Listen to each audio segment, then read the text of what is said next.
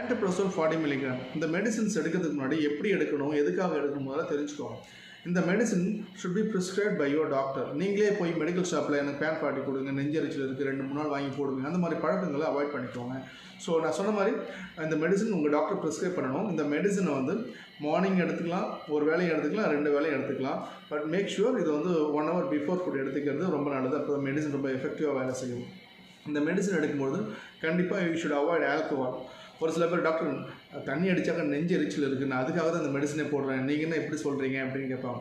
But make sure you should avoid alcohol while you take these medicines. Okay. Third இன்னொரு விஷயம் என்னென்னா, it is unsafe for people who have a chronic liver disease. So சில பேருக்கு தண்ணி அடித்து cirrhosis வந்துருக்கும், ஒரு சில பேருக்கு எக்ஸ்ட்ரீம் லிவர் டேமேஜ் இருக்கும்.